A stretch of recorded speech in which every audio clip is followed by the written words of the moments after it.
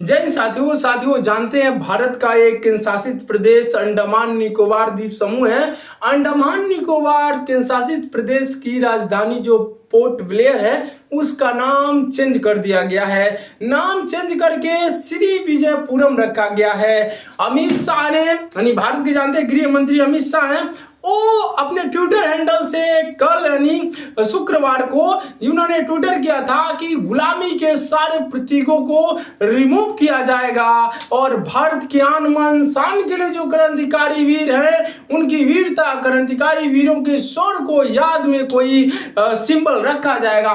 तो एक पर एक देख रहे हैं, जो भी गुलामी के चिन्ह उसको रिमूव किया जा रहा है और देखा गया जो अंडमान निकोबार आइलैंड की राजधानी पोर्ट ब्लेयर है उसके नाम को चेंज करके अब नाम श्री विजयपुरम कर दिया गया है। श्री विजयपुरम का काफी कल्चर वैल्यू रहा है, क्योंकि बात करें अंडमान निकोबार आइलैंड की राजधानी पोर्ट ब्लेयर की तो ये अंग्रेजी यानी ब्रिटिश सेना का एक अधिकारी था जो ईस्ट इंडिया कंपनी में कार्य करता था। उसको उस अधिकारी को नौसेना की जिम्मेदारी दी गई थी। जो भी बे बंगाल में जो भी गतिविधियां व्यापार की होती थी उसी पोर्ट ब्लेयर आइलैंड से निगरानी रखी जाती थी। तो उसी अधिकारी के नाम पर ही उसका नाम पोर्ट ब्लेयर पड़ गया।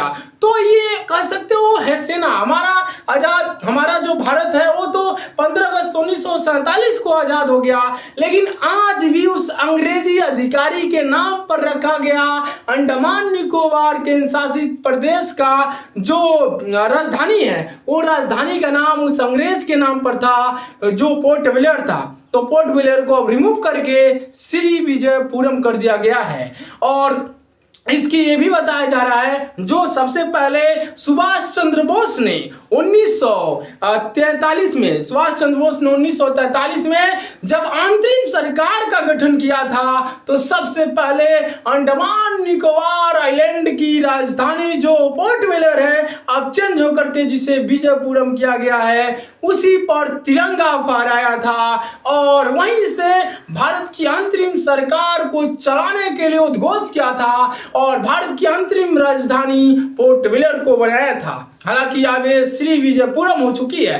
तो ये हमारा काफी पुराना उससे लगाव है क्रांतिकारी वीरों का, क्योंकि जो भी सेलुलर जेल जानते जितने भी जो क्रांतिकारी गतिविधियां होती है हमारे क्रांतिकारी वीरों को सजा देने के लिए बहुत सारे क्रांतिकारी वीरों को, जैसे वीर सावरकर को देख लीजिए, वीर सावरकर हो या अन्य जो क्रांतिकारी वीर थे उनको सजा देने के लिए सेलुलर जेल में ले गया था और सेलुलर जेल पोर्ट ब्लेयर में ही था।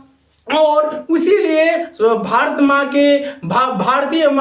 माँ के लिए कुर्बानी देने वाले उन जवाज क्रांतिकारी वीरों के योगदान में भी श्री विजयपुरम किया गया है। अंग्रेजी अधिकारी के नाम पर जो ईस्ट इंडिया कंपनी का नौसेना का अधिकारी था उसके नाम पर जो पोर्ट ब्लेयर आइलैंड का नाम रखा गया, वो राजधानी का नाम रखा गया था, उसको चेंज करके अब श्री विजयपुरम कर दिया गया।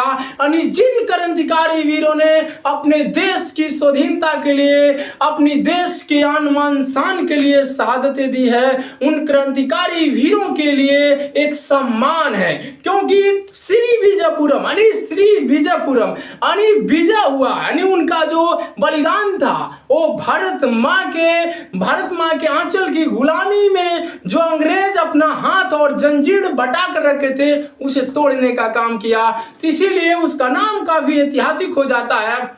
जो काफी खूबसूरत एक आइलैंड है अंडमान निकोबार द्वीप समूह की जो राजधानी श्री विजयपुरम हो गई है, वहां से भारत को कह सकते हैं अभी जो पुराना जो राजा था, पुराना जो जानते चोल वंश की जानते एक नौसेना हुआ करती थी। तो चोल वंश जो भी निगरानी करता था समुद्र की व्यापार पर, वो नौसेना जो पोर्ट ब्लेयर को भी यूज करती थी, उसी आइलैंड से पूरे बे ऑफ बंगाल पर वो कंट्रोल करते थे। तो अंग्रेज समझ गए, जब अंग्रेज भारत में आए वो समझ गए कि हमें बे ऑफ बंगाल को कंट्रोल करना है, व्यापारिक गतिविधियों को कंट्रोल करना है और भारत को पूरा उपनिवेश बनाना है, तो अंडमान निकोबार की राजधानी पोर्ट ब्लेयर को कैप्चर करना होगा। जब अंग्रेज गए अंडमान निकोबार आइलैंड पर यानी पोर्ट ब्लेयर में, तो वहां के लोगों से उनको लड़ना पड़ा। वहां के लोगों ने कहा कि ये लोग कहां से आ रहे हैं, और लोगों ने समझौता नहीं किया।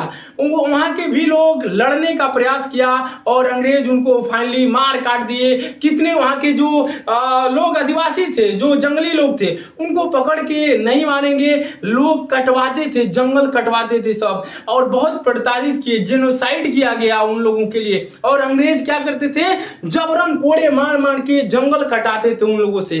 तो उन लोगों की जो पसीना है, जो खून पसीना है, क्यों उस स्थान का नाम हम अंग्रेजी अधिकारी के नाम पर रखे। अब वो गुलामी के सारे प्रतीकों को रिमूव कर दिया गया है, तो अच्छा कार्य हुआ है। और ये जो भी अंग्रेजी सिंबल है हमारे देश में, भारत जानते हैं लगभग 200 वर्षों तक अंग्रेज जो है भारत को गुलाम किया था, यानी उपनिवेशिक रूप से उपनिवेश बनाया था। औपनिवेशिक रूप से भारत को, भारतीय लोगों को बहुत प्रताड़ित किया गया। तो अब भारत स्वतंत्र हो चुका है और दुनिया का कोई मुल्क नहीं है जो भारत को पुनः उपनिवेश बना सके, क्योंकि अब दुनिया के किसी मुल्क में इतनी ताकत नहीं जो भारत को अपना उपनिवेश बना सके। तो हम धीरे धीरे जो भी गुलामी के सिंबल है उसको रिमूव करते जा रहे हैं और अपने क्रांतिकारी वीरों के मान सम्मान में, अपने देश की स्वतंत्रता की, आजादी की परिकाष्ठा में जो सिंबल है, जो नाम है, उसको हम ला रहे हैं। तो कहीं ना कहीं ये सही है और आने वाले टाइम में भी जो भी चीजें हैं, जो भी गुलामी के संकेत बच गए, उनको सबको रिमूव किया जाना चाहिए। बे ऑफ बंगाल काफी स्ट्रेटेजिक लोकेशन है और भारतीय नेवी, वर्तमान भारतीय नेवी, भारतीय नौसेना जो है बे ऑफ बंगाल का जो जानते हैं जो भी एरिया है उस पर निगरानी के लिए पोर्ट ब्लेयर पे काफी अपना मजबूत किला बनाया है। वहीं से सैटेलाइट हो गया, नौसेना हो गया, पूरे समुद्र हिंद महासागर से लेकर के बे ऑफ बंगाल में पूरी निगरानी वहीं से होती है। तो काफी स्ट्रेटेजिक लोकेशन रहा और नाम चेंज करने की जैसे ही ये बातें आई हैं सोशल मीडिया पर देखेंगे सारे लोग सेलिब्रेट कर रहे हैं, भाई नाम चेंज हो रहा है, जो गुलामी का प्रतीक था उसको हमने रिमूव कर रहा है। तो इस पर प्रधानमंत्री नरेंद्र मोदी का भी ट्वीट भी आया है, अमित शाह का भी आया है। लोग कह रहे हैं कि अब धीरे धीरे गुलामी के संकेतों को रिमूव कर दिया जाएगा। अब कहेंगे यार ये तो बहुत लंबा हो गया, भारत 15 अगस्त 1947 को आजाद होता है, तो फिर अब क्यों नाम को निकाला जा रहा है, पहले हो जाना चाहिए। हाँ बिल्कुल, ये तो पहले हो जाना चाहिए था, लेकिन अब हो रहा है क्योंकि ये पोर्ट ब्लेयर नाम अंग्रेजी नौसेना के नाम पर था। तो ये हुआ, देर आए दुरुस्त आए, ठीक है, जब भी हो गया। भारत के मान सम्मान और क्रांतिकारी वीरों के सम्मान में हुआ है, तो ऐसा होते रहना चाहिए। जब आए भारत के मान सम्मान और गौरव की बात, वहां पर मैसेज दीजिए कि हम एक दूसरे से कदम, कंधे से कंधे मिला करके हम एक रहेंगे और हम सभी लोग मिलकर के इस भारत के मान सम्मान और गौरव को आकाश की बुलंदी तक ले जाने की कोशिश करेंगे। इसी के साथ जय हिंद।